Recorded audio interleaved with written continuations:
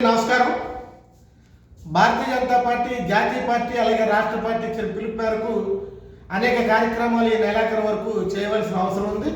దానిలో భాగంగా ఈ నెల 21 అంటే 21 శుక్రవారం ఉదయం యోగా డే, అంతర్జాతీయ యోగా డే సందర్భంగా జాతీయ పార్టీ, రాష్ట్ర పార్టీ ఇచ్చిన పిలుపు మేరకు ఈ యొక్క రాజమండ్రి పార్లమెంట్లో ఉన్నటువంటి 30 మండలాల్లో కూడా పెద్ద ఎత్తున యోగా డే దినోత్సవాన్ని జరపడం జరుగుతుంది.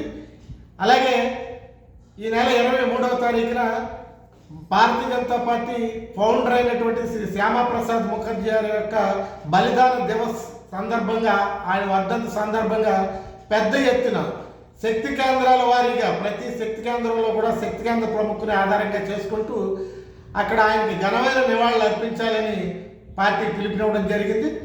అలాగే 3వ కార్యక్రమంగా ఎమర్జెన్సీకి వ్యతిరేకంగా ఆనాడు ఎంతోమంది ప్రాణాలు అర్పించి పోరాడిన విషయాన్ని మనందరికీ తెలిసిన విషయం.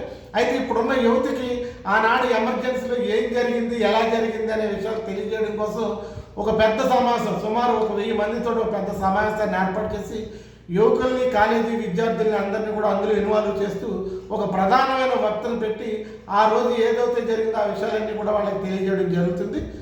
అలాగే ఈ నెల 30వ తారీఖున మన్ కీ బాత్, ప్రధానమంత్రి ఆయన యొక్క మనసులో మాటని ఆయన ప్రధానమంత్రి అయినప్పటి నుంచి కూడా తెలియజేయడం జరుగుతుంది. దానిలో ఈ మధ్యకాలంలో ఎన్నికలు నిర్వహించడం వల్ల ఈ మధ్యకాలంలో కొంతకాలం అది గ్యాప్ వచ్చినప్పటికీ మళ్ళీ ఈ నెల 30వ తారీఖున మళ్ళీ పునఃప్రారంభం జరుగుతుంది.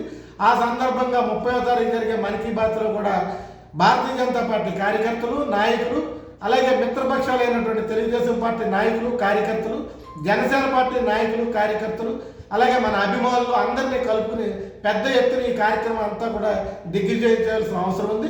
దీనిలో భారతీయ జనతా పార్టీ కార్యకర్తలు, నాయకులు చురుకైన పాత్ర వహించి అందరినీ కలుపుకుని ముందుకు తీసుకెళ్తూ ఈ యొక్క 4 కార్యక్రమాలు కూడా విజయవంతం చేయాలని భారతీయ జనతా పార్టీ రాజమండ్రి పార్లమెంట్ తూర్పుగోదావరి జిల్లా అధ్యక్షుడిగా అందరినీ కూడా కోరుతూ సెలవు తీసుకుంటున్నాను.